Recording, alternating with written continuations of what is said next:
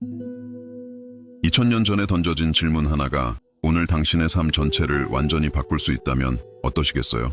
너무나 단순하고 직설적이지만 동시에 너무나 깊어서 당신이 상상조차 못했던 변화를 깨울 힘을 가진 질문이 있다면 말입니다. 잠시 상상해 보세요. 당신이 먼지 자욱한 길을 걷고 있습니다. 한낮에 뜨거운 햇살이 얼굴을 뜨고 있는데 갑자기 누군가 당신 앞에 멈춰 서서 질문을 던집니다. 그 질문은 단지 귓게만 맴도는 것이 아니라 당신 존재의 가장 깊은 곳까지 울려 퍼지며 심장의 모든 섬유질이 전례 없는 강도로 진동하게 만듭니다. 이 질문은 역사 속에서 단 한 번만 던져진 것이 아닙니다. 당신이 지금 이 이야기를 듣고 있는 이 순간에도 이 질문은 계속해서 우리에게 던져지고 있습니다. 그리고 무엇이 가장 놀라운지 아시나요? 이 질문에 우리가 어떻게 반응하느냐가 우리 삶의 모든 것을 결정한다는 사실입니다. 정말 모든 것을요. 우리의 인간관계, 아무도 보지 않을 때의 선택, 고통을 다루는 방식, 두려움에 맞서는 자세, 우리에게 상처 준 사람들을 대하는 태도, 미래를 바라보는 시선, 그리고 때때로 혼돈 그 자체가 되어버리는 일상 속에서 평안을 찾는 방법까지도 말입니다. 세상이 온통 정해진 정답과 모든 것에 대한 사용 설명서, 행복과 성공의 전문가라 자처하는 사람들로 가득 차 있는데도 왜 우리는 여전히 길을 잃고 공허하며 손에 잡힐 듯 잡히지 않는 무언가에 목말라 하는지 생각해 본 적 있으신가요? 마치 거대한 미로 속에서 출구를 찾기 위해 이리저리 뛰어다니지만 정작 우리가 원하는 곳으로 가지 못하게 막는 보이지 않는 벽에 계속 부딪히는 것과 같습니다. 그날 가이사랴 빌립보에 있던 예수님의 제자들이 느꼈던 감정이 바로 그랬습니다. 잠시 저와 함께 그 장면을 그려보세요. 그들은 이 비범한 한 사람을 따르기 위해 모든 것을 버렸습니다. 인간의 모든 논리를 뛰어넘는 기적들을 목격했습니다. 맹인이 눈을 뜨고 걷지 못하던 이가 기뻐 뛰며 죽은 자가 살아나고 거친 폭풍우가 단 한마디 말씀에 잠잠해지는 것을 보았습니다. 그들은 존재조차 몰랐던 영혼의 한 부분을 어루만지는 가르침을 들었습니다. 그럼에도 불구하고 무언가 허공에 떠도는 듯한 긴장감, 마치 비를 머금은 먹구름처럼 그들의 마음을 짓누르는 질문이 있었습니다. 예수님은 그들 마음속에서 무슨 일이 일어나고 있는지 정확히 알고 계셨습니다. 언제나 그러셨듯이 말이죠. 그래서 그 순간 우리 심장의 모든 박동을 아시는 분의 섬세함으로 먼저 더 일반적인 질문을 던지셨습니다. 마치 깊은 바다에 뛰어들기 전에 수온을 재보는 사람처럼요. 사람들이 나를 누구라고 하더냐? 그러자 대답들이 쏟아져 나왔습니다. 우리가 다른 사람들에 대해 이야기할 때, 어디선가 주어들은 말을 반복할 때, 남들의 의견 뒤에 숨을 때 항상 그렇듯이 말입니다. 어떤 이들은 세례 요한이라고 합니다. 그들이 대답했습니다. 다른 이들은 속삭였습니다. 엘리야라고도 합니다. 또 다른 이들은 생각했습니다. 예레미야나 예언자 중 한 사람일 것이라고요. 안전하고 편안하며 대답하는 이에게 많은 것을 요구하지 않는 대답들이었습니다. 오늘날 우리가 살아가는 방식과 똑같지 않나요? 우리는 신앙에 대해, 하나님에 대해, 인생에서 진정으로 중요한 것에 대해 다른 사람들이 하는 말을 그저 반복할 뿐, 우리 마음 깊은 곳에서는 진정으로 무엇을 믿는지 스스로에게 물어보는 것을 멈추곤 합니다. 하지만 그때 예수님께서 모든 것을 바꾸는 질문을 던지셨습니다. 오늘날에도 여전히 우리를 안전지대에서 끌어내어 어쩌면 우리가 탐험하기 두려워하는 친밀함과 진실의 장소로 이끌 힘을 가진 그 질문을 말입니다. 그분은 그 평범한 사람들, 어부, 세리, 바로 당신과 저 같은 보통 사람들의 눈을 똑바로 바라보시며 물으셨습니다. 그러면 너희는 나를 누구라고 하느냐? 이 차이가 느껴지시나요? 첫 번째 질문은 그들, 다른 사람들, 세간의 평판에 관한 것이었습니다. 두 번째 질문은 개인적이고 내밀하며 직설적이었습니다. 바로 당신에 관한 것이었죠. 그리고 이것이 바로 그분이 오늘 당신의 영혼이 가슴속에서 뒤척이는 이 순간 당신에게 던지시는 질문입니다. 당신의 가족이 예수님에 대해 뭐라고 말하는지가 아닙니다. 당신의 교회가 예수님에 대해 무엇을 가르치는지도 아닙니다. 책에서 읽었거나 설교에서 들었던 내용도 아닙니다. 바로 당신이 예수님에 대해 뭐라고 말하는지, 그분이 당신에게 누구인지에 대한 질문입니다. 언제나처럼 성급했던 베드로가 가장 먼저 대답했습니다. 그리고 그의 대답은 수세기를 넘어 오늘날 우리의 귓가까지 울려 퍼집니다. 주는 그리스도시요 살아계신 하나님의 아들이시니이다. 하지만 이 순간에 무슨 일이 일어났는지 아시겠어요? 이것은 단순히 신학적으로 올바른 대답이 아니었습니다. 그것은 그의 존재의 가장 깊은 곳에서 터져나온 선언이었고 하늘에 계신 아버지께서 그의 마음에 심어주신 계시였으며 베드로가 예수님에 대해 아는 지식뿐만 아니라 베드로라는 사람 자체를 변화시킨 진리였습니다. 그리고 이 질문이 오늘날 우리에게 하는 일이 바로 이것입니다. 이 질문은 우리 머릿속의 정답, 우리가 암기한 정의, 우리가 배운 아름다운 문장을 찾지 않습니다. 이 질문은 우리 마음의 응답, 우리 자신보다 우리를 더 잘 아시는 그분과의 개인적인 경험에서 우러나오는 선언을 찾습니다. 우리의 신학뿐만 아니라 우리 삶 전체를 변화시킬 힘을 가진 응답을 말입니다. 잠시 저와 함께 생각해 보세요. 만약 예수님이 정말 그분이 말씀하신 그대로의 분이라면, 만약 그분이 진정으로 살아계신 하나님의 아들이시요 세상의 구원자시며 길이요 진리요 생명이라면 그것은 우리가 어떻게 살아야 하는지에 대한 모든 것을 송두리째 바꿔놓습니다. 이것은 단지 머릿속에 저장해 둘 흥미로운 정보가 아닙니다. 우리 존재의 모든 영역에 영향을 미쳐야 할 혁명적인 현실입니다. 아침에 일어나 거울을 볼 때 예수님의 질문에 대한 당신의 대답이 바로 그 거울에 비친 사람을 어떻게 바라볼지를 결정합니다. 예수님이 진정 당신의 구원자시라면 당신은 더 이상 과거의 실수나 당신에 대해 들었던 가혹한 말들, 보이지 않는 상처처럼 짊어지고 온 실패들로 정의되지 않습니다. 당신은 우주의 왕이신 분의 사랑받는 자녀이며 목적을 갖고 창조되었고 무한한 가치를 부여받았으며 아직 상상조차 할 수 없는 위대한 일들을 위해 예정된 존재입니다. 힘든 인간관계를 마주할 때, 당신에게 상처 준 사람들을 대할 때, 분노나 원한, 복수심을 불러일으키는 상황에 처했을 때 예수님의 질문에 대한 당신의 대답이 어떻게 반응할지를 결정합니다. 예수님이 진정 당신의 주님이시라면 용서와 원수를 사랑하라는 그분의 가르침, 우리에게 악을 행하는 자들에게 선을 행하라는 말씀은 더 이상 선택적인 제안이 아니라 당신 몸의 모든 세포가 반대 방향으로 소리칠 때조차도 당신이 걷기로 선택하는 길이 됩니다. 직장에서 압박감과 유혹, 이득을 위해 부정직하게 행동할 기회, 또는 자신을 보호하기 위해 불의 앞에서 침묵할 수 있는 순간들을 마주할 때 예수님의 질문에 대한 당신의 대답이 당신의 선택을 결정합니다. 예수님이 진정 당신의 스승이시라면 그분의 정직함, 진실을 말하는 용기, 소외된 자들을 향한 그분의 연민이 당신 자신의 태도를 측정하는 기준이 됩니다. 하지만 여기에 제 마음을 깊이 울리는 것이 있습니다. 이 질문은 단 한 번만 주어지는 것이 아니라는 점입니다. 예수님은 우리 여정의 다른 시점에서, 다른 상황 속에서, 다른 도전 앞에서 계속해서 이 질문을 우리에게 던지십니다. 마치 그분이 누구신지, 그리고 그분과의 관계 속에서 우리가 누구인지에 대한 우리의 이해를 계속해서 깊게 하도록 우리를 초대하시는 것과 같습니다. 어떤 때는 아침 기도 시간에 그분 앞에서 고요히 있을 때 이 질문이 속삭임처럼 들려옵니다. 그리고 우리는 그분의 임재 안에서 마음이 평온해지는 것을 느낍니다. 어떤 때는 감정의 폭풍우 한가운데서 이 질문이 강하게 울려 퍼집니다. 우리 주변의 모든 것이 무너져 내리는 것 같고 우리 영혼을 위한 닻이 절실히 필요할 때 말입니다. 또 어떤 때는 고통받는 누군가와의 대화 중에 부드러운 초대처럼 이 질문이 떠오릅니다. 그리고 우리는 예수님의 질문에 대한 우리의 대답이 우리가 위로와 희망의 도구가 될 수 있을지를 결정한다는 것을 깨닫게 됩니다. 그리고 무엇이 가장 인상적인지 아시나요? 그날 예수님께서 베드로의 대답에 어떻게 반응하셨는지입니다. 그분은 단순히 정답이야 베드로 축하해 라고 말씀하지 않으셨습니다. 그분은 그 대답이 바로 하늘에 계신 아버지로부터 온 계시였음을 밝히셨습니다. 다시 말해 우리가 예수님의 질문에 올바르게 대답할 때 그것은 우리가 특별히 똑똑하거나 영적이어서가 아닙니다. 그것은 하나님의 마음이 우리 마음에 자신을 드러내고 있기 때문이며 우리의 인간적인 이해 능력을 훨씬 뛰어넘는 초자연적인 연결, 즉 신적인 만남이 일어나고 있기 때문입니다.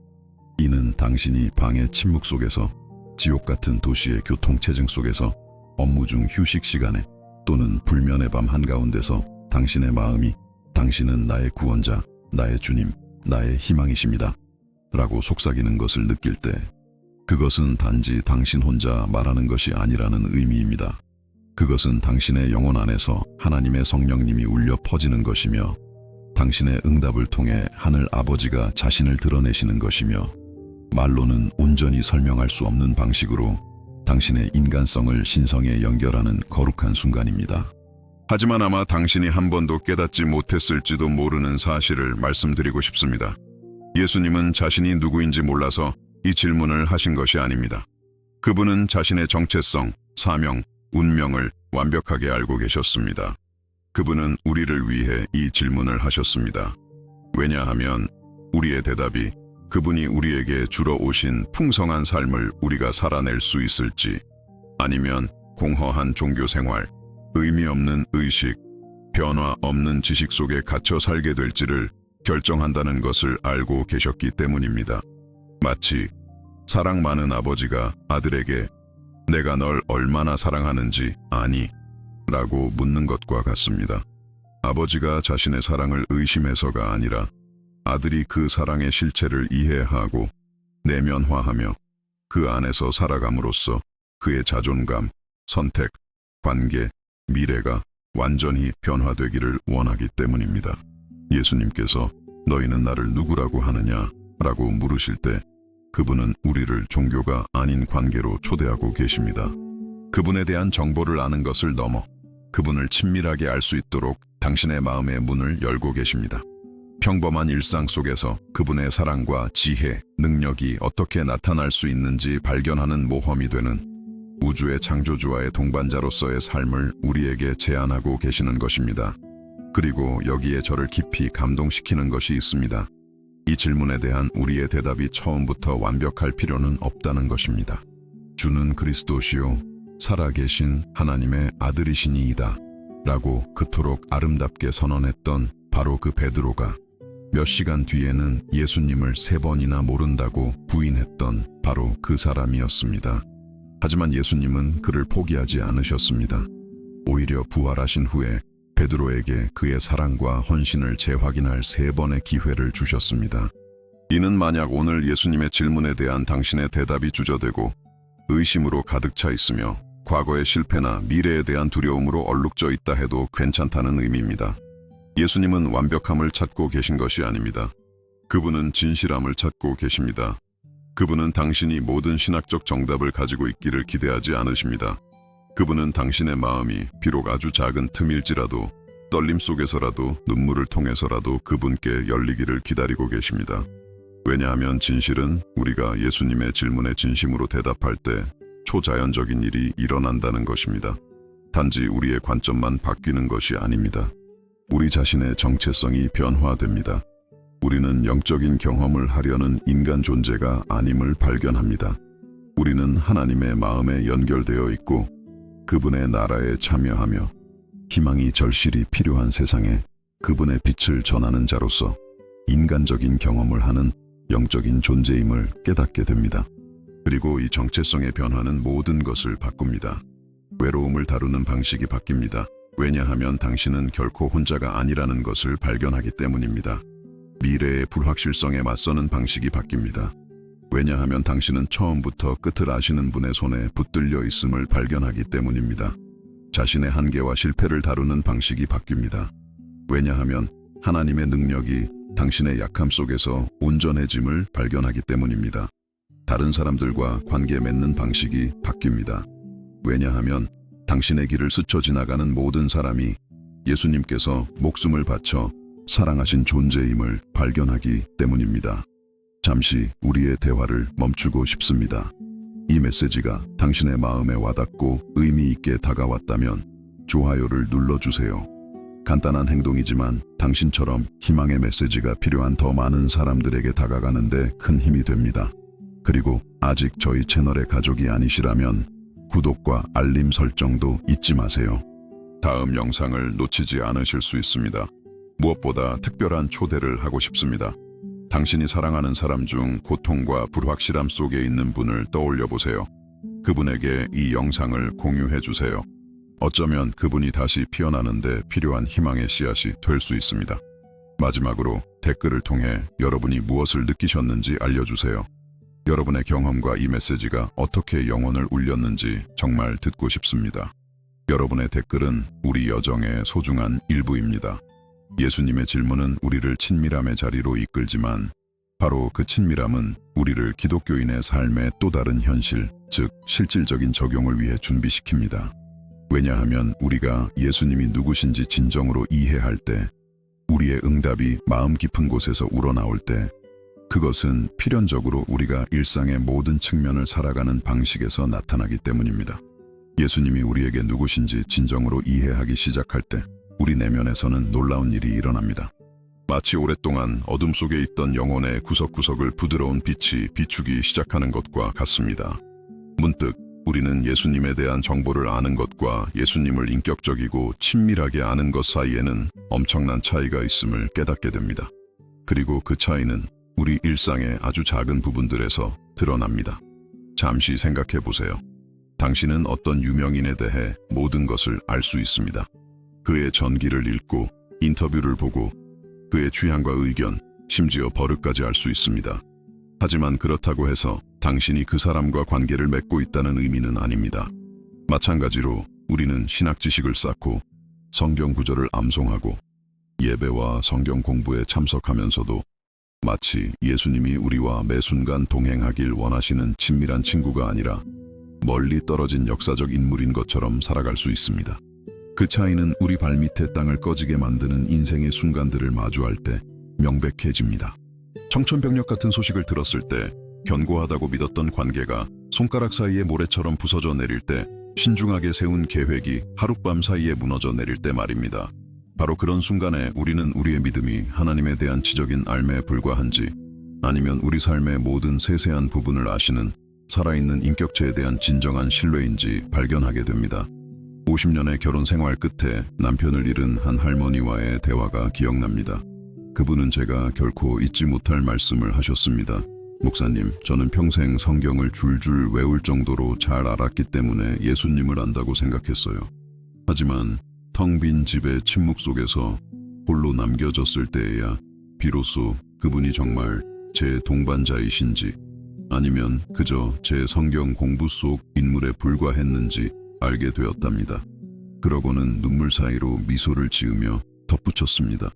그분이 바로 거기 제 곁에 계셨다는 걸 알게 됐어요. 거울에 비친 제 모습보다 더 실제적으로요. 이것이 바로 예수님은 당신에게 누구신가요? 라는 질문에 대한 우리의 대답이 이론적인 것을 넘어 경험적인 것이 될 때 일어나는 변화입니다. 우리는 하루 중 가장 단순한 순간들 속에서 그분의 임재를 인식하기 시작합니다. 은행에서 줄을 서서 기다리며 인내심이 바닥나려 할 때 우리 마음속에서 부드러운 속삭임을 느낍니다. 그분 역시 기다리셨고 오해받으셨으며 다른 사람들의 조급함을 은혜와 평온함으로 대하셨다는 것을 기억하게 됩니다.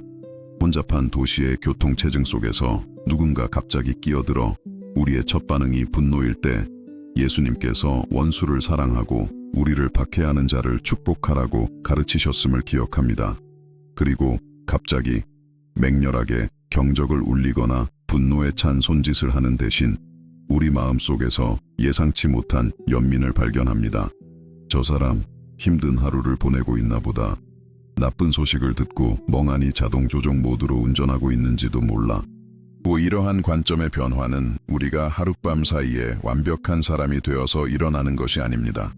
예수님이 누구신지 진정으로 알게 될 때 그분의 성품이 우리의 성품에 영향을 미치기 시작하기 때문에 일어나는 일입니다. 사람들을 바라보는 그분의 방식이 사람들을 바라보는 우리의 방식을 빚어가기 시작합니다. 그분의 무조건적인 사랑이 우리 안에 잠재되어 있던, 우리가 가진 줄도 몰랐던 사랑의 능력을 일깨우기 시작합니다. 하지만 우리가 솔직하게 인정해야 할 것이 있습니다. 이 변화의 과정은 직선적이지도 쉽지도 않다는 것입니다. 어떤 날은 믿음과 결단력으로 가득 차 일어나 예수님처럼 살 준비가 되어 있습니다. 하지만 다른 날에는 우리가 믿는다고 고백하는 가르침과는 정반대로 반응하는 자신을 발견합니다. 바로 이런 순간에 우리는 종교 생활과 관계의 차이를 발견합니다. 종교 생활은 우리가 실패했을 때 우리를 정죄합니다. 우리가 충분히 좋은 신자가 아니라고 더 많은 믿음, 인내, 사랑을 가져야 했다고 말합니다. 반면에 예수님과의 관계는 우리가 실패했을 때 은혜를 베풉니다. 그분은 우리가 아직 만들어져 가는 과정에 있는 존재임을, 우리를 향한 그분의 인내심은 무한하며 매일이 다시 시작하고 배우고 성장할 기회임을 상기시켜 줍니다. 예수님이 우리에게 누구신지 진정으로 이해할 때 우리의 기도 생활은 완전히 변화됩니다. 기계적으로 요청과 감사를 나열하는 독백에서 우리 자신보다 우리를 더 잘 아시는 분과의 친밀한 대화로 바뀝니다. 크고 긴급한 필요뿐만 아니라 우리의 작은 기쁨, 어리석은 의심, 비이성적인 두려움까지도 그분과 나누기 시작합니다. 마치 언제든 전화해서 어떤 이야기든 할 수 있고, 심지어 전화기 너머로 침묵을 지켜도 그저 그의 존재만으로 위안이 되는 아주 친한 친구가 있는 것과 같습니다. 예수님은 그런 친구가 되어주십니다. 설거지를 하면서, 버스를 기다리면서, 공원을 산책하면서 그분과 대화할 수 있습니다. 아름다운 단어나 형식적인 종교적 언어가 필요하지 않습니다. 오직 진실함만이 필요합니다. 그러면 놀라운 일이 일어나기 시작합니다. 당신은 예수님께서도 당신에게 말씀하신다는 것을 발견합니다. 꼭 들리는 목소리나 화려한 환상을 통해서가 아니라 당신이 가장 필요로 하는 바로 그 순간에 당신의 마음을 채우는 설명할 수 없는 평화로, 당신의 마음에 떠오르지만 당신이 생각한 것이 아님을 아는 아이디어를 통해 더 이상 한 걸음도 나아갈 수 없다고 확신할 때 솟아나는 내면의 힘을 통해 말씀하십니다. 예수님과의 이 친밀함은 우리가 일상의 유혹을 다루는 방식을 변화시킵니다. 누군가에 대해 험담을 하려 할 때, 이익을 위해 부정직해질 기회가 생겼을 때, 나의 편안함과 어려움에 처한 사람을 돕는 것 사이에서 선택해야 할 때, 더 이상 우리를 이끄는 것은 도덕적인 양심뿐만이 아닙니다. 우리를 친밀하게 아시고 우리에게 가장 좋은 것을 원하시는 분의 사랑스러운 속삭임이 우리를 이끕니다. 마치 지혜롭고 사랑 많은 멘토가 항상 곁에 있는 것과 같습니다. 우리의 충동을 판단하지 않고 우리 선택의 결과를 볼 수 있도록 도와주며 우리가 진정 누구이며 무엇이 되고 싶은지를 끊임없이 상기시켜주는 분 말입니다. 예수님의 질문에 대한 우리의 대답이 마음에서 우러나올 때 그것은 필연적으로 우리의 가족 관계에도 영향을 미칩니다. 항상 우리를 화나게 만드는 그 까다로운 친척이 더 이상 피해야 할 문제로만 보이지 않습니다. 우리는 그에게서 역시 상처를 지닌 사람, 사랑과 인내가 필요한 사람, 예수님께서도 자신의 생명을 주신 사람을 보기 시작합니다. 이것이 우리가 어떤 종류의 대우도 수용하는 수동적인 사람이 된다는 의미는 아닙니다. 예수님은 불이나 학대 앞에서 결코 수동적이지 않으셨습니다. 그러나 이것은 우리가 경계를 설정하는 방식, 부적절한 행동에 맞서는 방식, 갈등을 다루는 전략이 사랑과 지혜, 그리고 회복에 대한 희망으로 세우며 들게 된다는 것을 의미합니다. 직장에서 예수님이 누구신지 진정으로 알게 될 때 우리가 좋은 일을 하려는 동기는 더 이상 월말의 월급이나 상사의 인정만이 아닙니다.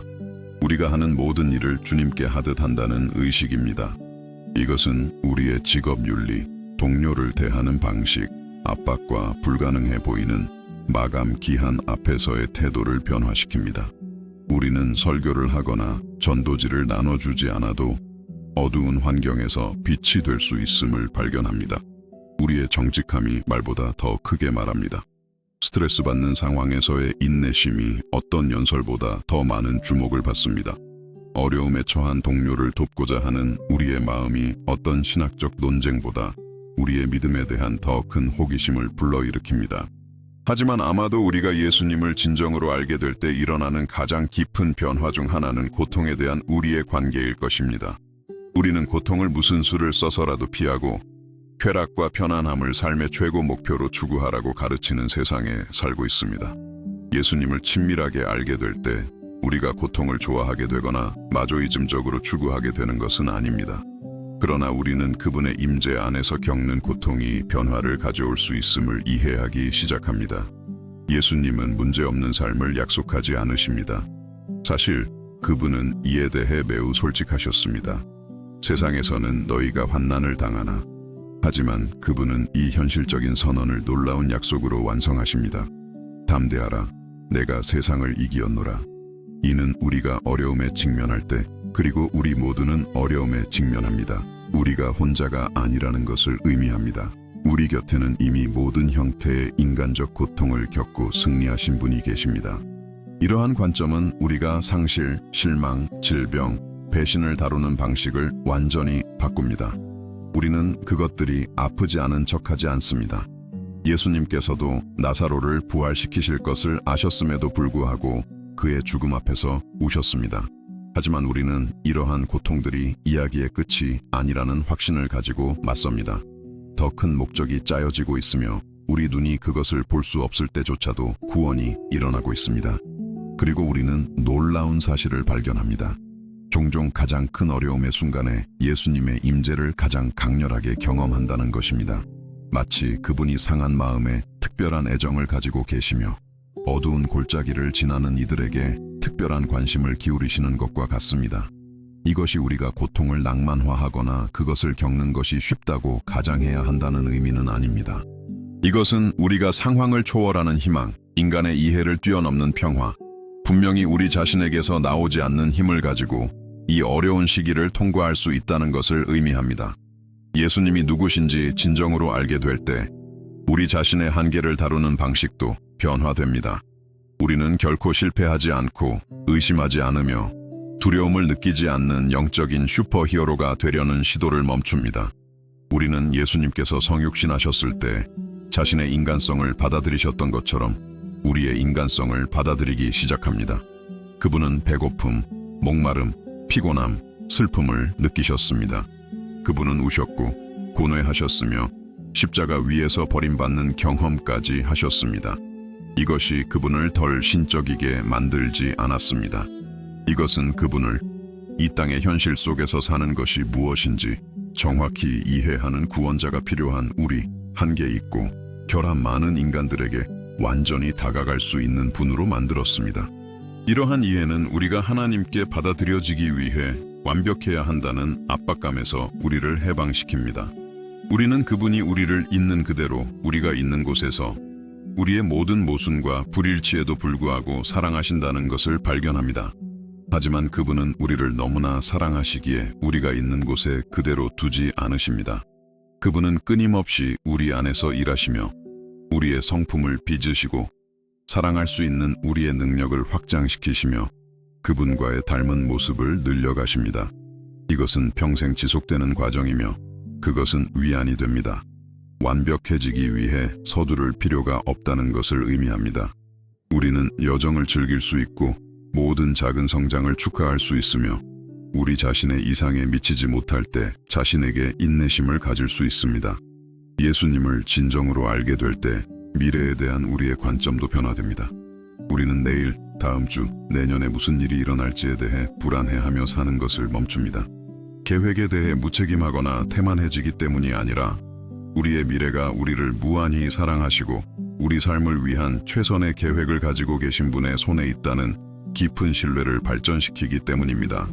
이것은 우리가 현재를 더욱 강렬하게 살고 이전에는 눈에 띄지 않았던 작은 아름다움의 순간들을 감사하며 이전에 당연하게 여겼던 단순한 축복에 대해 감사하게 합니다. 노을이 하나님의 선물이 됩니다. 친구의 포옹이 그분의 사랑의 표현이 됩니다. 심각한 문제 없는 하루가 축하의 이유가 됩니다. 그리고 이 감사, 작고 일상적인 것들에서 하나님을 찾는 이 능력은 전염성이 있습니다. 우리 주변 사람들은 우리에게 무언가 다른 점이 있다는 것을 알아차리기 시작합니다. 꼭 우리가 그들에게 설교하기 때문이 아니라 우리의 살아가는 방식이 호기심을 불러일으키기 때문입니다. 혼돈 속에서의 우리의 평화, 어려움 속에서의 우리의 희망, 적대감 속에서의 우리의 사랑이 어떤 연설보다 더 크게 말합니다.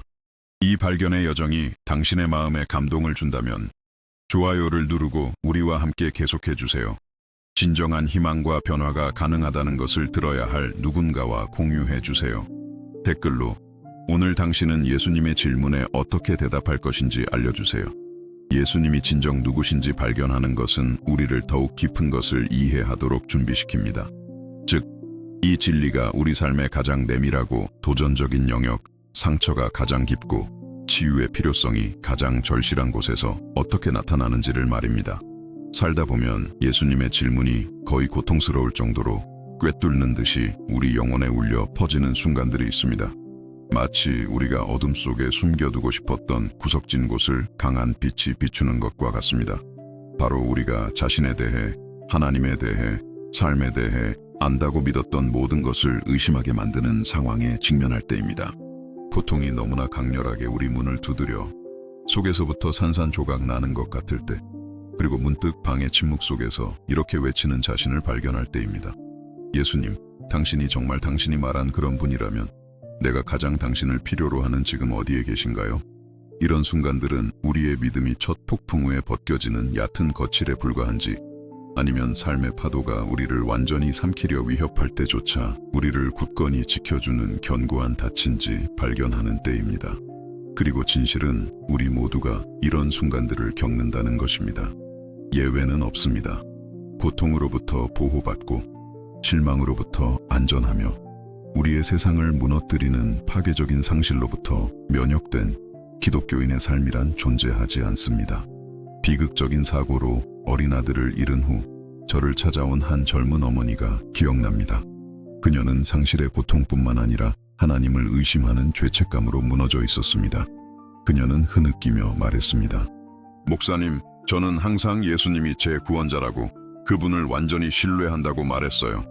하지만 지금 이 밑바닥에 와보니 그분이 저에게 누구신지 더 이상 모르겠어요. 이런 일이 일어나도록 허락하시는 하나님을 계속 믿을 수 있을지 모르겠어요. 그 대화는 제게 깊은 인상을 남겼습니다. 왜냐하면 그녀는 우리 중 많은 이들이 느끼지만 감히 인정하기 두려워하는 것에 대해 잔인할 정도로 솔직했기 때문입니다. 삶에는 모든 것을 의심하게 만드는 상황들이 있습니다. 우리를 영적인 갈림길에 세워 우리가 겪고 있는 감정의 쓰나미를 우리의 믿음이 견뎌낼 만큼 강한지 결정해야 하는 상황 말입니다. 그리고 바로 그 고통스러운 정직함의 자리에서 그 어머니는 예수님이 진정 누구신지 발견하기 시작했습니다. 크리스마스 카드와 위로의 찬송가에 나오는 예수님이 아니라 나사로의 무덤 앞에서 우셨던 예수님, 겟세마네에서 피땀을 흘리셨던 예수님, 십자가 위에서 나의 하나님, 나의 하나님, 어찌하여 나를 버리셨나이까? 라고 외치셨던 예수님 말입니다. 인간이 겪을 수 있는 가장 깊은 고뇌를 직접 경험하셨기에 그녀가 느끼는 고통을 완벽하게 이해하시는 예수님을 만난 것입니다. 이것이 예수님이 누구신지에 대한 가장 놀라운 차원 중 하나입니다. 그분은 멀리서 우리의 고통을 지켜보시는 분이 아닙니다. 그분은 임마누엘, 우리와 함께 하시는 하나님이시며 특히 우리의 가장 어두운 순간에 우리와 함께 하십니다. 우리가 전적으로 신뢰했던 사람에게 배신당했을 때 예수님은 가장 가까운 제자 중 한 명에게 배신당하셨기에 그 아픔을 이해하십니다. 우리를 지지해 주어야 할 사람들에게 버림받았다고 느낄 때 예수님은 삶의 가장 위급한 순간에 추종자들에게 버림받으셨기에 그 심정을 이해하십니다. 하지만 진정으로 변화를 가져오는 것은 이것입니다. 예수님은 단지 우리의 고통을 이해하실 뿐만 아니라 그것을 구속하십니다. 그분은 우리의 가장 깊은 상처를 가져다가 연민의 원천으로 바꾸십니다. 우리의 가장 쓰라린 실망을 가져다가 그분의 흔들리지 않는 신실함에 대해 가르치는 데 사용하십니다. 우리를 가장 마비시키는 두려움을 가져다가 그분의 임재와 함께라면 그 두려움을 뚫고 걸어갈 수 있음을 보여주십니다. 결혼 관계를 예로 들어봅시다. 얼마나 많은 결혼이 영원한 행복의 아름다운 꿈으로 시작하지만 시간이 지남에 따라 극복 불가능해 보이는 폭풍 후에 직면합니까? 불륜, 재정 문제, 화해할 수 없는 차이, 모든 것을 바꾸는 질병, 자녀의 상실, 수년간 쌓아온 기반을 흔드는 예상치 못한 변화들. 바로 이런 순간에 예수님의 질문은 부부에게 결정적이 됩니다. 너희는 나를 누구라고 하느냐? 이 만약 예수님이 단지 가족의 전통이나 문화적 상징이라면 그들이 위기에 대처하는 방식에 큰 영향을 미치지 못할 것입니다.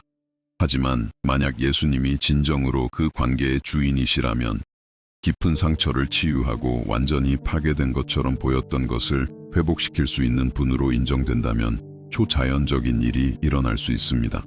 저는 모든 문제를 즉시 해결하는 마법 지팡이에 대해 말하는 것이 아닙니다. 길고 고통스러울 수 있으며 겸손과 용서, 그리고 자신의 자존심에 대해 죽으려는 의지를 요구하는 치유 과정에 대해 말하는 것입니다. 하지만 그것은 예수님께서 우리와 함께 걸어가시는 과정이며 우리가 더 이상 한 걸음도 나아갈 수 없다고 생각할 때 우리를 붙들어 주시고 모든 것이 끝난 것처럼 보일 때 희망을 속삭여 주십니다. 수년간 쌓인 원한 끝에 이혼 직전에 있던 한 부부를 만난 적이 있습니다. 그들은 희망이 있어서가 아니라 목사가 그들의 별거를 축복해주고 기독교적으로 헤어질 수 있도록 도와주길 원해서 저를 찾아왔습니다. 만나는 동안 저는 계속해서 예수님께서 제자들에게 하셨던 똑같은 질문을 그들에게 했습니다. 두 분의 결혼 생활에 있어 예수님은 누구라고 생각하십니까? 처음에는 대답이 피상적이었고 문제의 핵심을 건드리지 못하는 종교적인 상투어로 가득했습니다. 하지만 점차 그들은 자신들의 상처, 두려움, 실망에 대해 솔직해지기 시작했습니다. 그리고 바로 그 취약함의 자리에서 그들은 관계의 치유자이신 예수님, 사랑뿐만 아니라 영원히 죽었다고 생각했던 신뢰와 존중, 친밀함까지도 회복시킬 수 있는 분으로 예수님을 발견하기 시작했습니다. 몇 년이 지난 오늘, 그들은 여전히 부부일 뿐만 아니라 위기에 처한 다른 부부들의 상담사가 되었습니다. 그들 자신의 아물었던 상처가 다른 사람들을 위한 치유의 도구가 된 것입니다. 이것이 하나님의 경제학입니다. 그분은 결코 우리의 고통을 낭비하지 않으십니다.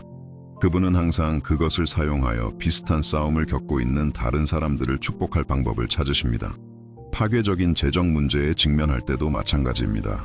우리는 종종 우리가 소유한 것, 우리가 차지하는 직위, 우리가 사는 집, 우리가 모는 차로 우리의 가치를 측정하는 사회에 살고 있습니다.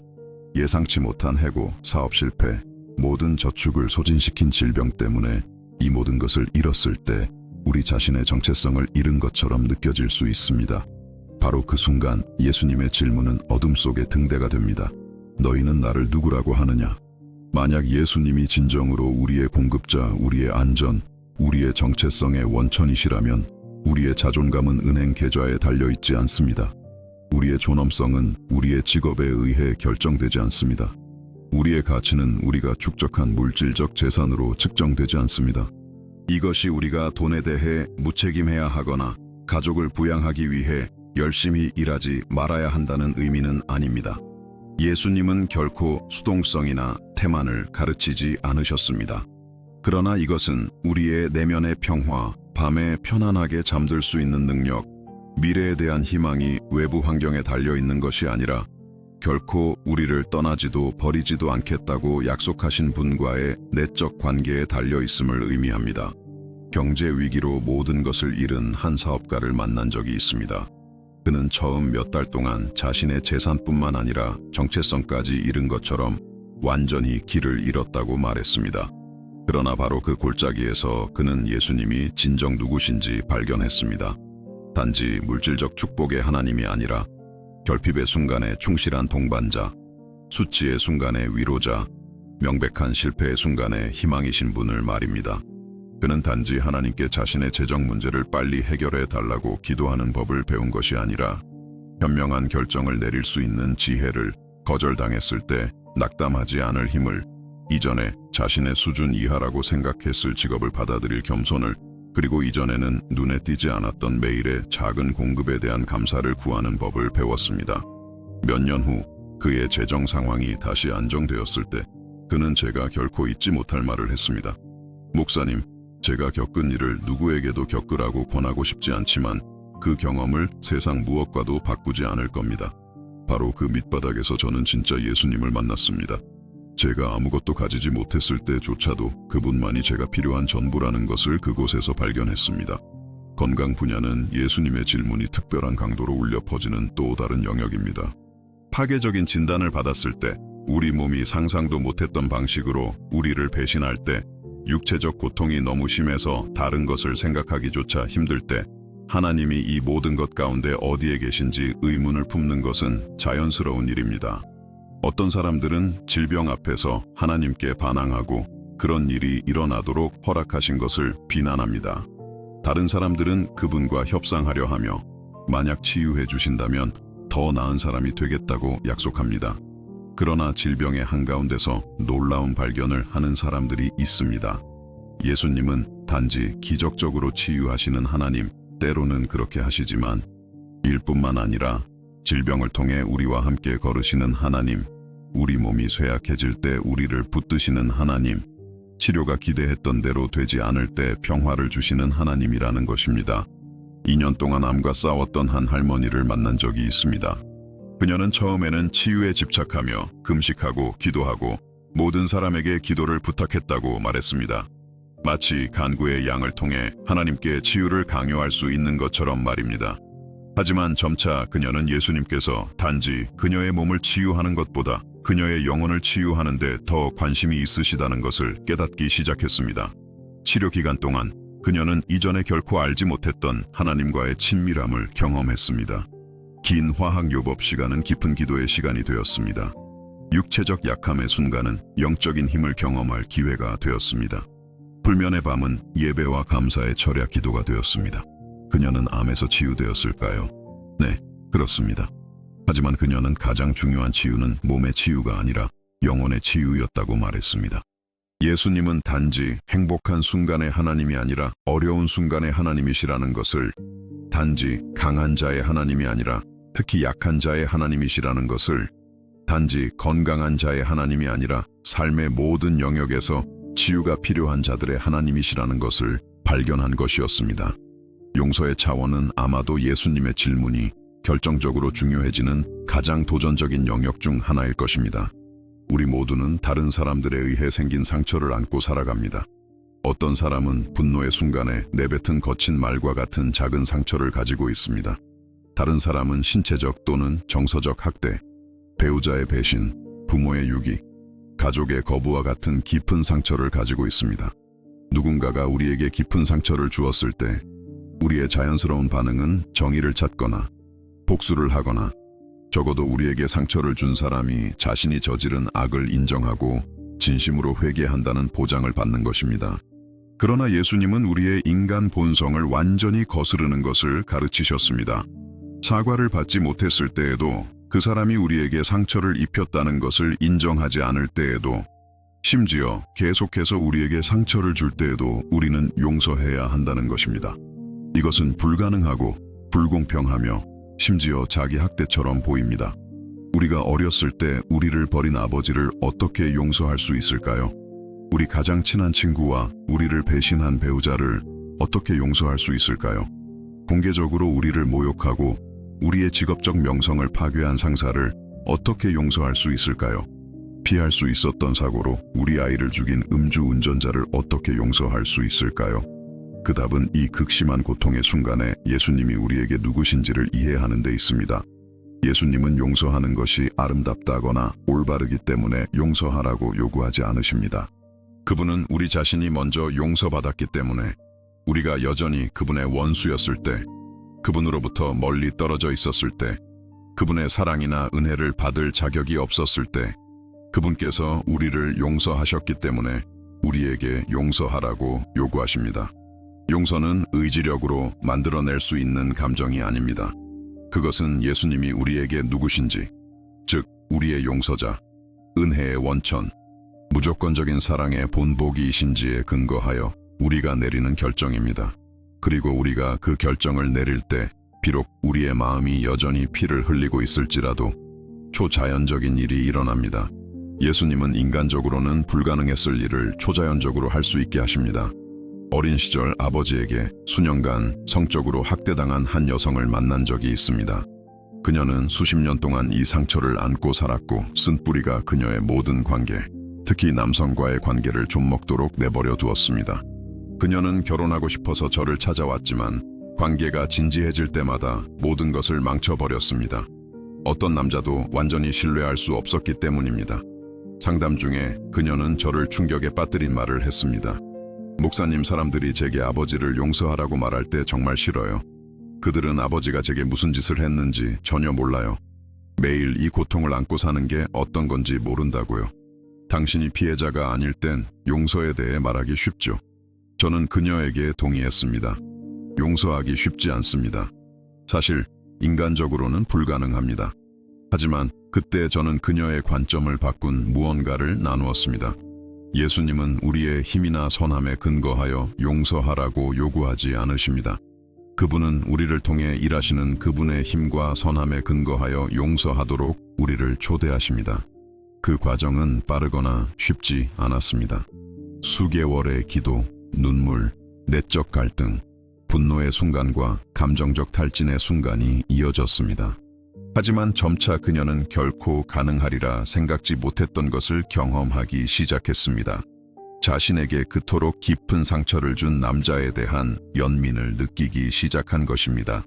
그녀는 상처 입은 사람이 다른 사람에게 상처를 준다는 것, 아마도 그녀의 아버지 역시 어린 시절 학대를 당했을 것이라는 것, 그가 자신의 치유되지 않은 고통에서 비롯된 행동을 하고 있었다는 것을 이해하기 시작했습니다.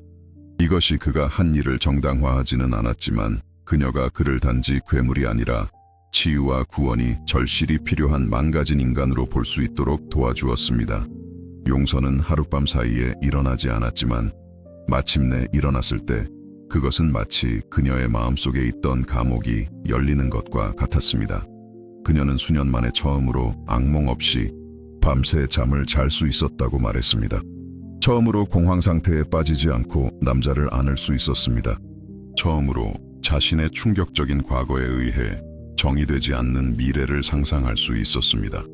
그녀는 몇 년 후 그녀를 깊이 사랑하고 존중하는 멋진 남자와 결혼했습니다. 그들은 2명의 아름다운 자녀를 두고 있으며 그녀는 학대받는 아동들의 옹호자가 되어 자신의 치유 경험을 사용하여 비슷한 트라우마를 겪은 다른 사람들을 돕고 있습니다. 오늘 우리가 대화할 때 그녀는 여전히 아버지와 관계를 맺고 있지는 않지만 그는 결코 자신이 한 일을 인정하거나 용서를 구하지 않았습니다. 그녀의 마음에는 평화가 있다고 말합니다. 그녀는 그가 용서받을 자격이 있어서가 아니라 예수님께서 인간적으로는 불가능했을 일을 초자연적으로 할 수 있게 해주셨기 때문에 용서했습니다. 이것이 진정한 기독교인의 삶의 현실입니다. 고통으로부터 보호받는 삶이 아니라 고통이 목적으로 변화되고 상처가 다른 이들을 위한 치유의 원천이 되며 예수님은 나에게 누구신가? 라는 질문에 대한 우리의 대답이 우리가 골짜기에서 더 강하고 더 동정심 많은 사람으로 나올지 아니면 쓴 뿌리가 우리를 삼키도록 내버려 둘지를 결정하는 삶입니다. 오늘 힘든 상황에 처해 있다면 희망이 있다고 믿는다는 의미로 좋아요를 눌러주세요. 자신의 싸움에서 혼자가 아니라는 것을 알아야 할 누군가와 공유해 주세요. 가장 깊은 싸움 속에서 예수님이 우리에게 누구신지를 이해하는 것은 우리 모두에게 가장 변화를 가져오는 측면을 발견하도록 준비시킵니다. 즉, 이 진리가 어떻게 우리를 인간적 한계를 초월하고 우리 존재의 모든 영역에서 신성한 성품을 반영하는 삶을 살 수 있게 하는지를 말입니다. 이제 우리는 우리가 나누었던 모든 대화의 심장부에 도달했습니다. 퍼즐의 모든 조각이 맞춰지고 아름답고 완전한 그림이 우리 눈앞에 펼쳐지는 순간입니다.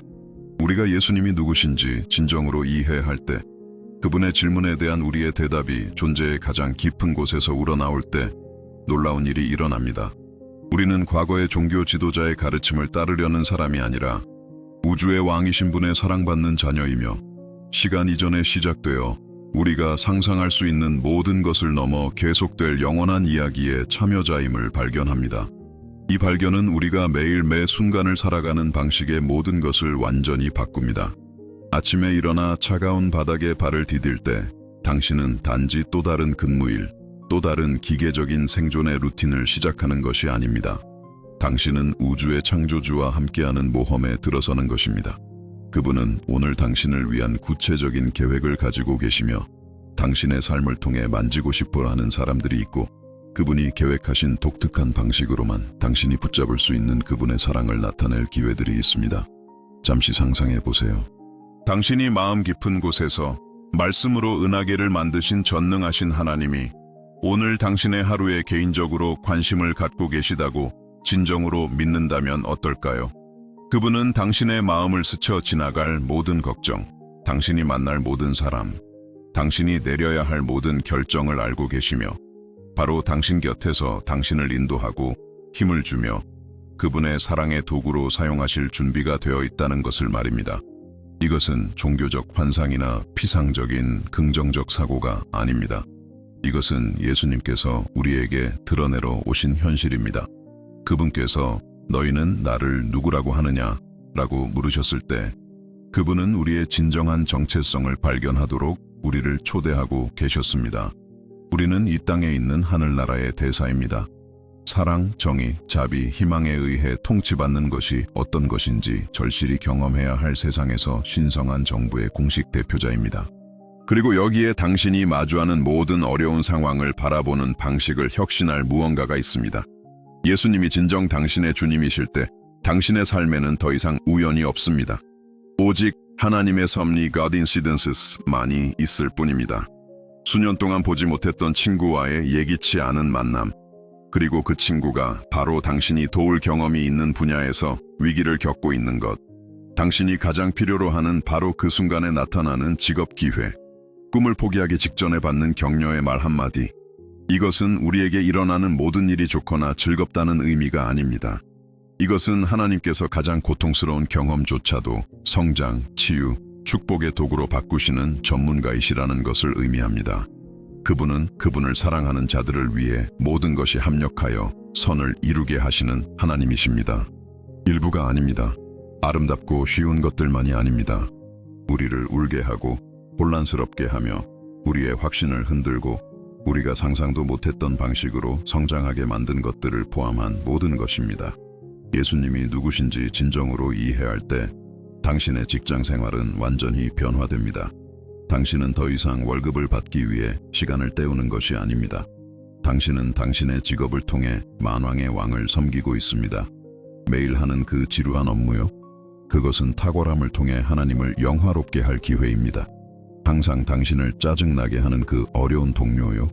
그것은 그리스도의 인내를 나타낼 기회입니다. 결코 만족하는 법이 없는 것처럼 보이는 그 까다로운 상사요? 그것은 아무도 당신의 노력을 인정하지 않을 때조차도 정직과 헌신을 보여줄 기회입니다.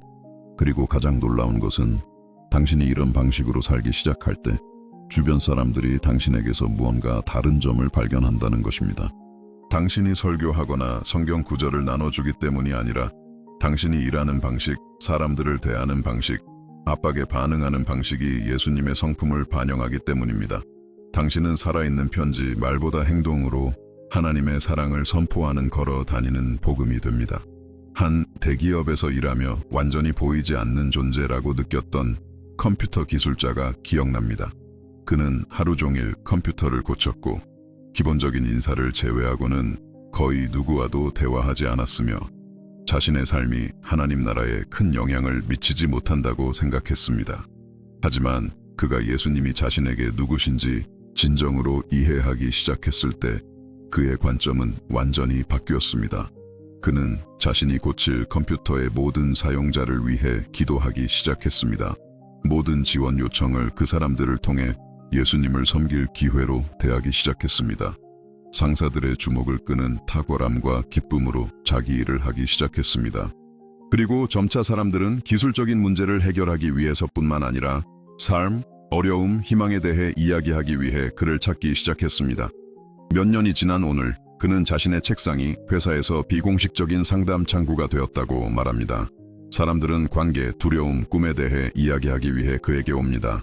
그는 여러 사람을 교회로 이끌었고 일부는 회심했으며 다른 이들은 내적 치유를 찾았고 또 다른 이들은 삶의 목적을 발견했습니다. 모든 것은 그가 예수님의 질문에 대답했을 때 시작되었습니다. 당신은 나의 주님이시며 저는 제 일상 업무를 통해 당신을 섬기고 싶습니다.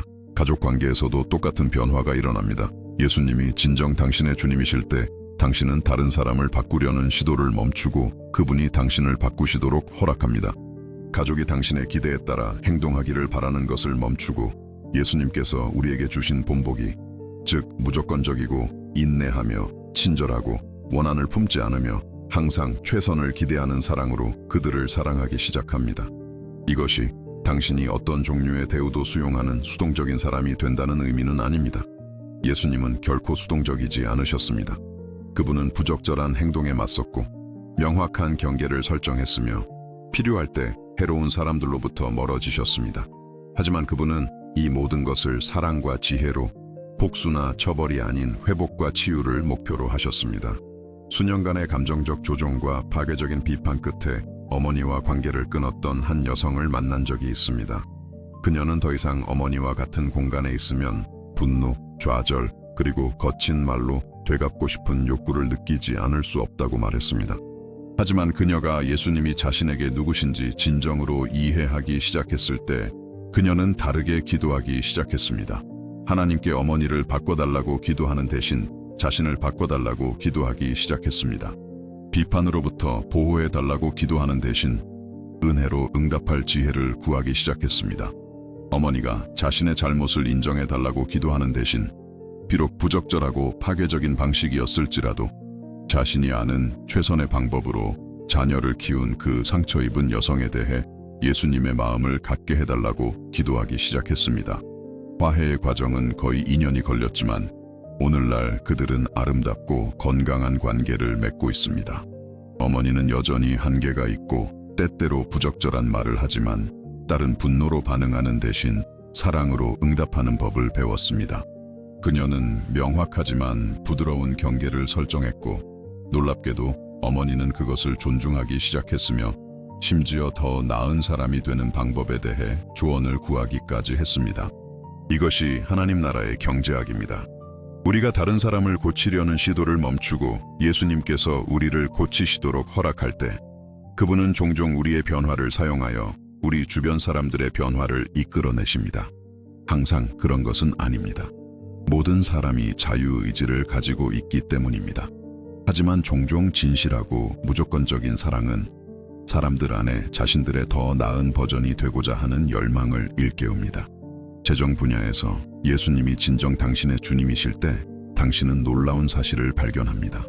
그분은 단지 당신을 재정적으로 축복하는 데 관심이 있는 것이 아니라 당신을 다른 사람들을 위한 축복의 통로로 바꾸는 데 관심이 있다는 것입니다. 그분은 단지 당신의 필요를 채우고 싶어 하시는 것이 아니라 당신 안에 그분 자신의 관대한 마음을 반영하는 관대한 마음을 개발하고 싶어 하십니다. 이것은 돈, 물질적 재산, 일, 투자에 대한 당신의 관계를 완전히 바꿉니다. 당신은 축적을 위한 축적을 멈추고 모든 것이 진정한 주인의 것임을 아는 충실한 청지기로서 자원을 관리하기 시작합니다. 당신은 탐욕이나 결핍에 대한 두려움에 이끌리는 것을 멈추고 목적과 신성한 공급에 대한 신뢰에 의해 인도되기 시작합니다. 재정적 성장에 집착했던 한 사업가를 만난 적이 있습니다. 그는 하루에 16시간씩 일했고 가족을 소홀히 했으며 친구를 위한 시간이 없었고 항상 스트레스와 불안 속에서 살며 다음 사업, 더 많은 돈을 벌 다음 기회를 쫓았습니다. 하지만 그가 예수님이 자신에게 누구신지 진정으로 이해하기 시작했을 때 그의 관점은 급격하게 바뀌었습니다. 그는 예수님께 단지 어떻게 더 많은 돈을 벌 수 있을까요? 라고 묻는 대신 제가 가진 자원을 어떻게 사용하여 당신을 영화롭게 하고 다른 사람들을 축복할 수 있을까요? 라고 묻기 시작했습니다. 가장 바쁜 날에도 기도와 성경 공부를 위한 시간을 내기 시작했습니다. 중요한 회의가 있을 때조차도 가족과의 저녁 식사를 우선시하기 시작했습니다. 회사 이익의 일부를 사회 및 선교 프로젝트에 투자하기 시작했습니다. 그리고 놀라운 일이 일어났습니다. 이러한 변화는 그의 사업에 해를 끼치는 대신 오히려 강화시켰습니다. 직원들은 자신들을 단지 생산 기계의 부품이 아니라 한 인간으로서 진정으로 아끼는 사람을 위해 일한다는 것을 깨달았기 때문에 더 큰 동기를 가지고 일하기 시작했습니다. 고객들은 이익을 넘어서는 확고한 가치와 목적을 가진 회사와 거래하고 있다고 느꼈기 때문에 더 충성스러워졌습니다. 공급업체들은 회사의 정직성을 신뢰했기 때문에 더 나은 조건을 제공하기 시작했습니다. 오늘날 그는 더 적은 시간 일하면서 더 많은 돈을 벌고 밤에 더 평화롭게 잠을 자며 가족 및 친구들과 더 깊은 관계를 맺고 있으며 자신의 삶이 은행 계좌를 훨씬 뛰어넘는 영원한 목적을 가지고 있다고 느낀다고 말합니다. 그는 예수님이 진정으로 자신의 주님이실 때 그분은 단지 재정적 필요를 채워주실 뿐만 아니라 물질적 자원을 사용하여 영적 영향력을 창출하는 사람으로 당신을 변화시키신다는 것을 발견했습니다. 육체적, 정서적 건강 분야에서 예수님이 진정 당신의 주님이실 때 당신은 그분이 당신의 안녕의 모든 측면에 관심이 있으시다는 것을 발견합니다. 그분은 몸과 영혼을 분리하지 않으시며 영적인 문제를 육체적인 문제보다 더 중요한 것처럼 다루지 않으십니다. 그분은 영, 혼, 육을 온전하게 치유하시는 하나님이십니다. 이것이 우리가 결코 아프지 않거나 건강 문제를 겪지 않을 것이라는 의미는 아닙니다. 이것은 우리가 혼자가 아니라는 확신을 가지고 이러한 도전에 맞설 수 있다는 것을 의미하며 그분께서 모든 진료, 검사, 치료, 고통이나 불편함의 모든 순간을 통해 우리와 함께 걸으신다는 것을 의미합니다.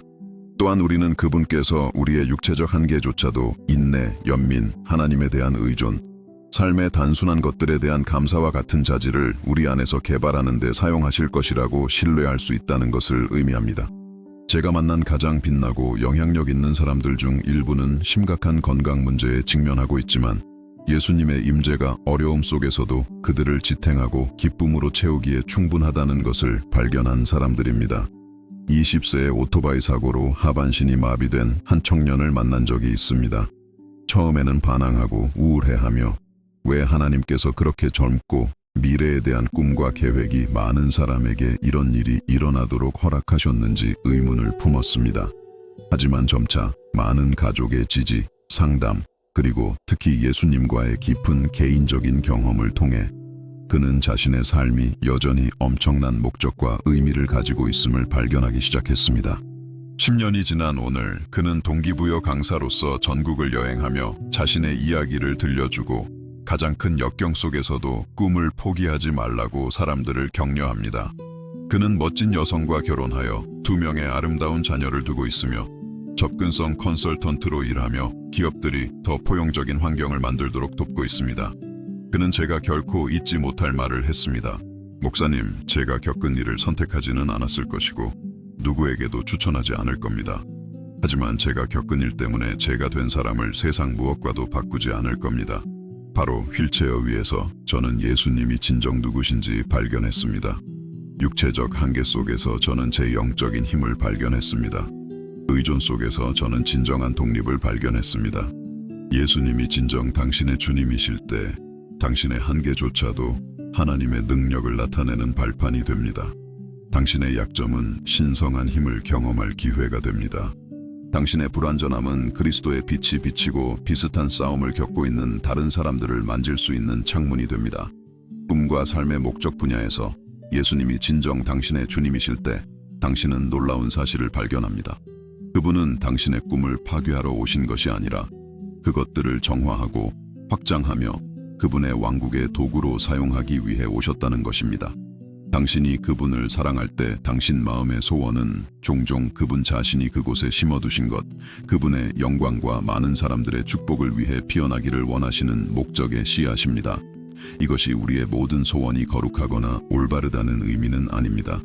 이것은 우리의 마음이 하나님의 마음과 일치할 때 우리의 꿈이 우리를 위한 그리고 우리를 통한 그분의 꿈을 반영하기 시작한다는 것을 의미합니다.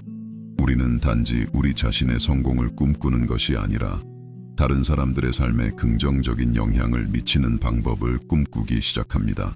우리는 단지 우리 자신의 행복을 바라는 것이 아니라 우리 주변 사람들의 행복과 안녕을 바라기 시작합니다. 어릴 때부터 의사가 되는 것이 꿈이었지만 매우 가난한 가정에서 태어나 의과대학 학비를 감당하는 것이 불가능해 보였던 한 젊은 여성을 만난 적이 있습니다. 그녀가 예수님이 자신에게 누구신지 진정으로 이해하기 시작했을 때 그녀는 자신의 꿈에 대해 다르게 기도하기 시작했습니다. 단지 하나님께 문을 열어달라고 기도하는 대신 자신의 미래 직업을 어떻게 사용하여 그분을 섬기고 어려운 사람들을 축복할 수 있을지 묻기 시작했습니다. 이러한 관점의 변화는 모든 것을 바꾸었습니다. 그녀는 자신의 공부를 예배의 한 형태로 보았기 때문에 더 헌신적으로 공부하기 시작했습니다. 단지 재정적 필요에 근거한 장학금이 아니라 소외된 지역사회에 봉사하겠다는 약속에 근거한 장학금을 찾기 시작했습니다. 대학에 들어가기 전부터 무료 진료소에서 자원봉사를 하기 시작했습니다. 오늘날 그녀는 열대의학 전문가로서 아마존의 외딴 지역에서 일하며 적절한 의료 서비스를 받지 못했던 인구에게 의료 지원을 제공하고 있습니다. 그녀는 자신의 꿈이 단지 이루어진 것이 아니라 가난한 소녀가 의학을 통해 사람들을 돕기를 꿈꿨을 때 상상했던 것 이상의 방식으로 확장되었다고 말했습니다. 예수님이 진정 당신의 주님이실 때 그분은 당신의 불가능해 보이는 꿈을 가져다가 단지 당신의 삶뿐만 아니라 수많은 다른 사람들의 삶에 영향을 미치는 현실로 바꾸십니다. 그분은 우리의 작은 재능과 자원을 우리가 계산하거나 상상할 수 있는 것을 훨씬 뛰어넘는 축복으로 증식시키는 전문가이십니다. 그리고 여기에 아마도 가장 변화를 가져오는 발견이 있습니다. 예수님이 진정 당신의 주님이실 때 당신은 기독교인의 삶이 따라야 할 규칙이나 피해야 할 행동의 목록이 아니라는 것을 발견합니다. 그것은 이제까지 존재했던 가장 매혹적인 인물과의 역동적이고 성장하며 열정적인 관계입니다. 그것은 그분의 사랑의 새로운 차원, 그분의 능력의 새로운 나타남, 세상의 변화에 있어 그분과의 새로운 파트너십 기회를 발견하는 매일의 모험입니다. 당신은 아침에 일어나 오늘 어떤 종교적 규칙을 지켜야 하지? 라고 생각하지 않습니다. 당신은 오늘 예수님께서 나를 위해 어떤 모험을 계획하셨을까? 그분은 내 삶을 어떻게 사용하여 다른 삶을 만지고 싶어 하실까? 어떤 성장과 봉사의 기회를 내 길에 놓아두실까? 라고 생각하며 일어납니다. 이러한 관점은 당신의 삶의 경험을 완전히 변화시킵니다. 방어적으로 살며 죄와 실수를 피하려 애쓰는 대신 당신은 공격적으로 살며 그리스도의 사랑을 나타낼 방법을 적극적으로 찾습니다. 하나님을 실망시킬까봐 두려워하며 사는 대신 당신이 무엇보다 사랑하는 분을 기쁘게 하는 기쁨으로 삽니다. 그리고 가장 아름다운 것은 당신이 이런 방식으로 살 때 파괴적인 행동들이 금지되었기 때문이 아니라 당신이 그리스도 안에서 된 사람과 양립할 수 없기 때문에 자연스럽게 피하게 된다는 것입니다. 당신은 정직한 사람이기 때문에 거짓말을 하지 않습니다. 당신은 사랑이 많은 사람이기 때문에 다른 사람을 잔인하게 대하지 않습니다. 당신은 하늘 아버지를 완전히 신뢰하는 사람이기 때문에 불안해하며 살지 않습니다. 이것이 진정한 기독교인의 삶의 현실입니다. 두려움이나 의무에 기반한 종교적 행위가 아니라 예수님의 무조건적인 사랑으로 변화된 마음의 자연스러운 표현입니다. 당신이 그분이 당신에게 누구신지 진정으로 이해할 때 그분처럼 사는 것은 불가능한 짐이 아니라 당신 마음의 가장 자연스러운 소원이 됩니다. 그리고 여기에 가장 아름다운 약속이 있습니다. 이 변화에는 유효기간이 없습니다. 예수님과 더 오래 동행할수록, 그분을 더 깊이 알수록 당신은 그분과 더 닮아갑니다. 자신의 노력이나 철저한 훈련을 통해서가 아니라 당신 안에 거하시는 성령님의 초자연적인 역사를 통해 점차 당신의 성품을 그리스도의 형상으로 빚어가시기 때문입니다. 이것은 당신의 최고의 날들이 과거가 아니라 미래에 있다는 것을 의미합니다. 매년 당신은 하나님께서 당신을 창조하신 모습에 더 성숙하고 더 지혜롭고 더 사랑이 많은 버전이 됩니다. 당신이 마주하는 모든 도전은 성장의 기회가 됩니다. 당신이 발전시키는 모든 관계는 더 깊고 의미 있어집니다. 당신이 봉사하는 모든 형태는 더 영향력 있고 열매를 맺게 됩니다.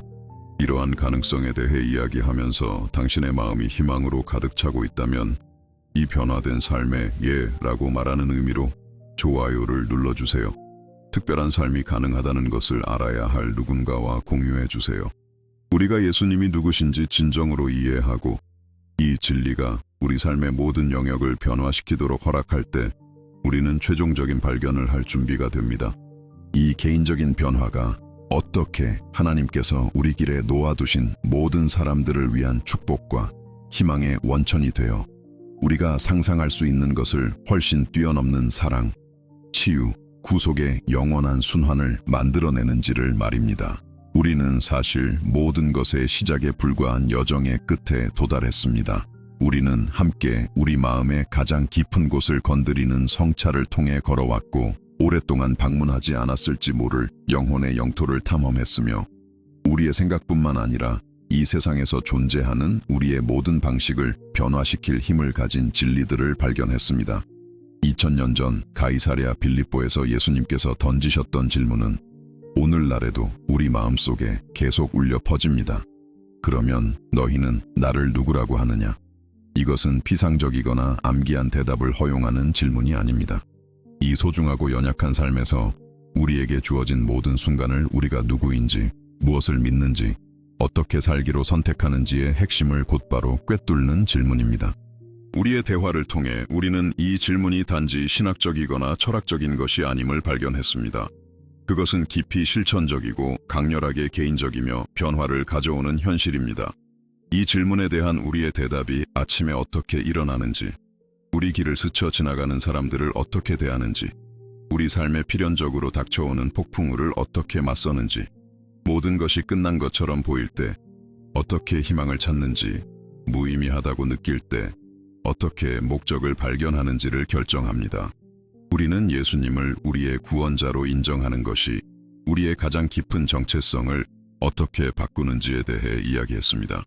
우리는 더 이상 과거의 실수나 우리에 대해 들었던 가혹한 말들, 보이지 않는 상처처럼 짊어지고 온 실패들로 정의되지 않습니다.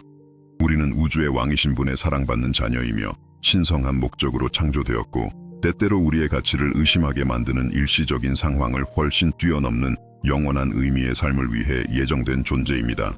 우리는 예수님을 우리의 주님으로 받아들이는 것이 어려운 관계, 불공정한 상황, 일상의 유혹을 다루는 방식을 어떻게 변화시키는지 탐구했습니다.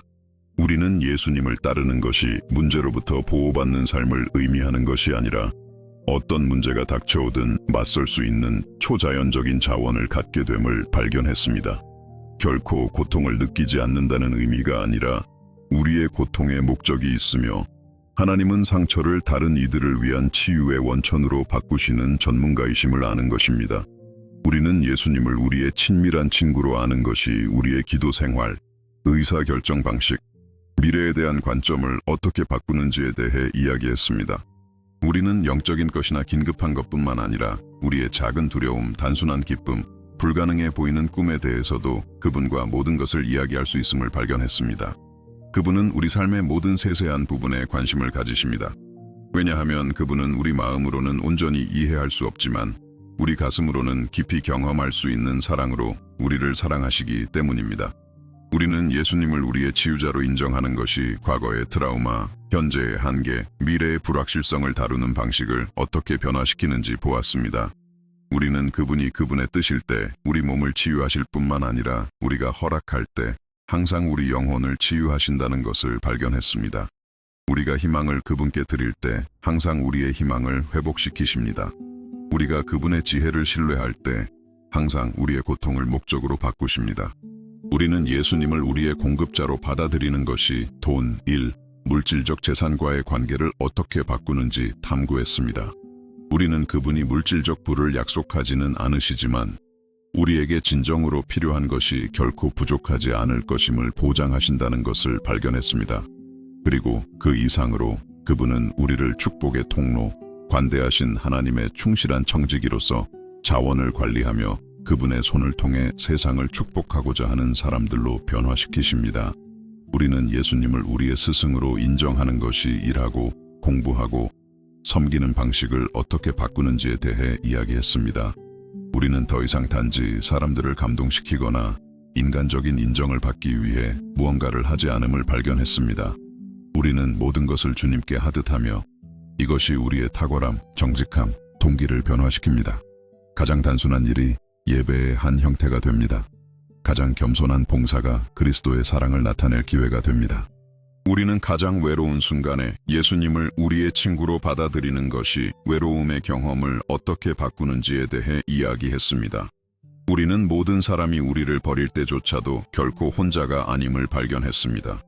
결코 우리를 떠나지도 버리지도 않겠다고 약속하신 분, 우리 마음을 스쳐 지나가는 모든 생각, 우리 가슴을 짓누르는 모든 감정, 우리 뺨을 타고 흐르는 모든 눈물을 아시는 분이 계십니다. 우리는 예수님을 우리의 희망으로 인정하는 것이 상실, 실망, 명백한 실패를 마주하는 방식을 어떻게 바꾸는지 보았습니다. 우리의 이야기가 때때로 겪어야 하는 고통스러운 장으로 끝나지 않음을 발견했습니다. 항상 새로운 시작의 가능성, 예상치 못한 반전, 가장 파괴적인 경험조차도 회복과 승리의 간증으로 바꾸는 구속이 있습니다. 그리고 이 여정을 통해 우리가 발견한 아름다운 것이 있습니다. 예수님의 질문에 대한 우리의 대답이 진실하고 마음에서 우러나올 때 그것은 단지 우리 자신의 삶을 변화시킬 뿐만 아니라 필연적으로 넘쳐흘러 우리 주변 모든 사람들의 삶을 축복한다는 것입니다. 우리는 상처 입은 마음을 위한 치유의 도구가 되고 낙담한 영혼을 위한 희망의 원천이 되며 거부당하고 잊혔다고 느끼는 사람들을 위한 사랑의 통로가 됩니다. 이것이 하나님 나라의 경제학입니다. 우리가 치유받을 때 우리는 치유자가 됩니다. 우리가 위로받을 때 우리는 위로자가 됩니다. 우리가 용서를 경험할 때 우리는 용서할 수 있게 됩니다.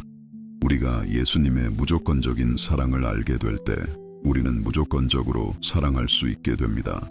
그것은 증식하고 확장되는 영원한 축복의 순환이며 어쩌면 우리가 결코 알지 못할 우리의 변화로 인해 영향을 받은 사람들을 만집니다. 어쩌면 당신은 길을 잃고 자신의 정체성에 대해 혼란스러워하며 자신의 삶에 정말 목적과 의미가 있는지 의문을 품으며 이 대화를 시작했을지도 모릅니다. 어쩌면 당신은 결코 아물지 않을 것 같은 상처, 극복할 수 없을 것 같은 두려움, 이룰 수 없을 것 같은 꿈을 짊어지고 있었을지도 모릅니다. 어쩌면 당신은 하나님이 정말 당신에게 관심이 있으신지, 당신의 이름을 아시는지, 당신의 삶을 위한 구체적인 계획이 있으신지 궁금해했을지도 모릅니다. 만약 이러한 감정들이 당신의 마음속에 울려 퍼진다면 예수님께서 그날 가이사랴 빌립보에서 베드로에게 하셨던 똑같은 질문을 바로 이 순간 당신에게 하고 계시다는 것을 알아주셨으면 합니다. 그러면 너는 나를 누구라고 하느냐? 다른 사람들이 내 대해 뭐라고 하는지가 아닙니다. 교회에서 배우거나 책에서 읽은 내용도 아닙니다. 바로 당신이 당신 마음의 침묵 속에서 당신 영혼의 정직함으로 내가 당신에게 누구인지에 대해 뭐라고 말하는지입니다. 그리고 만약 오늘 당신의 대답이 주저되고 의심으로 가득 차 있으며 과거의 실망으로 얼룩져 있다 해도 괜찮습니다. 예수님은 신학적으로 완벽한 대답을 찾고 계신 것이 아닙니다. 그분은 비록 아주 작은 틈일지라도 두려움 속에서라도 눈물을 통해서라도 그분께 기꺼이 마음을 열 진실한 마음을 찾고 계십니다. 만약 오늘 당신의 대답이 당신이 혼자서는 되돌릴 수 없는 실수를 저질렀음을 인정하기에 구원자로서 그분이 필요하다는 깨어진 고백이라면 그분은 여기에 계셔서 용서하고 회복시키며 당신에게 새로운 시작을 주실 것입니다. 만약 오늘 당신의 대답이 당신이 자신의 삶을 통제하려 했지만 앞에 놓인 도전을 혼자서 맞설 지혜도 힘도 없다는 것을 발견했기에 주님으로서 그분이 필요하다는 지친 항복이라면 그분은 여기에 계셔서 당신을 인도하고 힘을 주며 당신 곁에서 함께 걸으실 것입니다.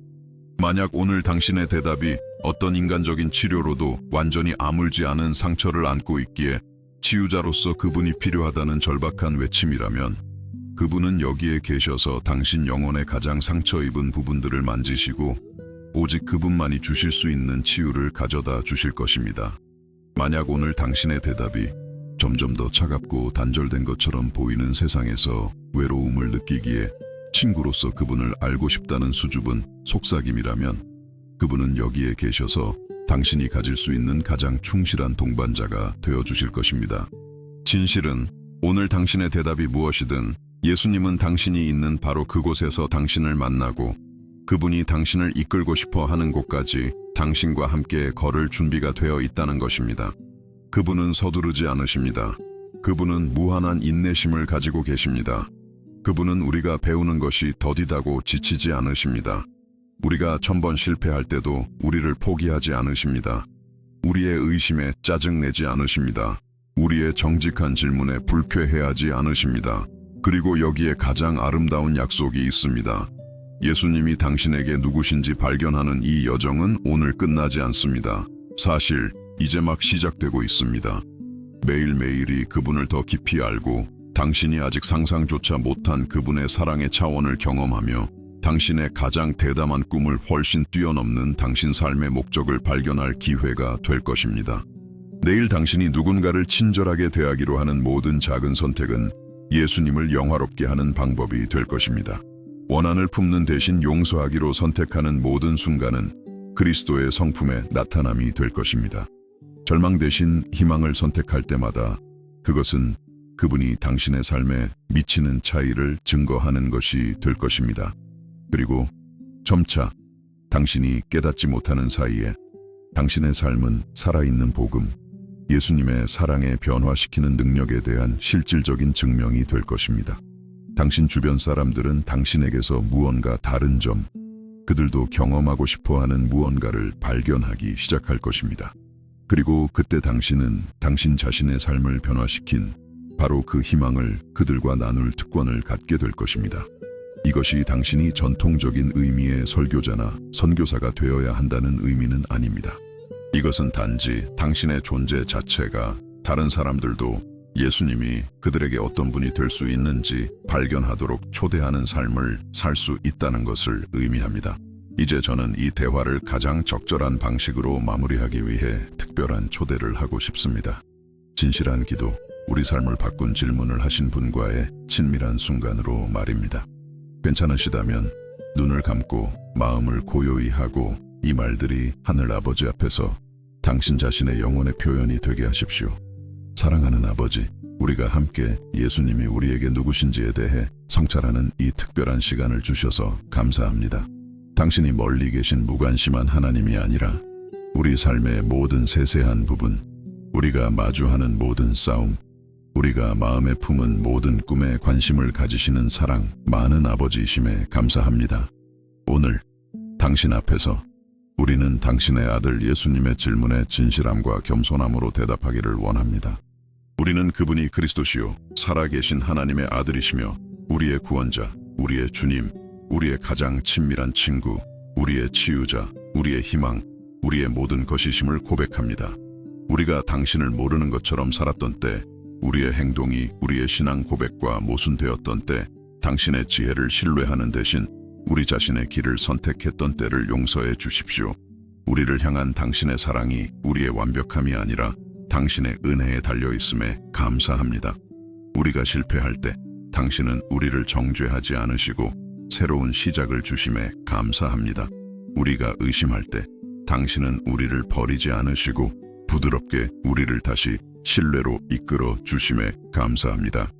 예수님의 질문에 대한 우리의 대답이 단지 지적인 것이 아니라 우리 삶의 모든 영역을 변화시키도록 계속해서 우리 마음을 빚어주시기를 간구합니다. 우리의 가족, 친구, 직장, 동료, 심지어 우리 길을 스쳐 지나가는 낯선 사람들까지도 우리 안에서 예수님의 무언가를 볼 수 있도록 살게 하소서. 우리가 알다시피 다가올 힘든 날들을 위해 우리를 강하게 하소서. 우리가 내려야 할 결정들을 위해 지혜를 주소서. 그것이 대가를 치르더라도 당신의 원칙에 충실히 머물 수 있는 용기로 우리를 채우소서. 우리 안에 예수님의 마음과 더욱 닮은 마음을 키워주소서. 그리고 이 땅에서의 우리의 여정이 끝날 때 우리가 가장 듣고 싶어 하는 말을 듣게 하소서. 잘하였도다 착하고 충성된 종아, 네 주인의 즐거움에 참여할지어다. 그때까지 우리의 삶이 당신의 이름을 향한 끊임없는 찬양이 되게 하시고 당신의 사랑에 대한 실질적인 증명이 되게 하시며 당신께서 우리 길에 놓아두신 모든 이들을 위한 희망의 원천이 되게 하소서. 우리 삶을 바꾸셨고 매일 계속해서 바꾸고 계신 질문을 하신 예수님의 이름으로 기도합니다. 아멘. 모든 지각에 뛰어난 예수님의 평강이 당신의 마음과 생각을 지키시기를 빕니다. 주님의 기쁨이 당신 삶의 모든 날에 당신의 힘이 되기를 빕니다. 성령님의 임재가 당신의 변함없는 동반자가 되어 슬픔 속에서 당신을 위로하고 약함 속에서 당신을 강하게 하며 불확실함 속에서 당신을 인도하시기를 빕니다. 당신이 영원한 사랑으로 사랑받고 있으며 당신의 삶에 신성한 목적이 있으며 당신의 최고의 날들이 아직 오지 않았다는 것을 기억하십시오. 그리고 의심이 찾아올 때, 두려움이 당신을 마비시키려 할 때, 환경이 당신의 희망을 앗아가려 위협할 때 항상 근본적인 질문으로 돌아가십시오. 예수님은 나에게 누구신가?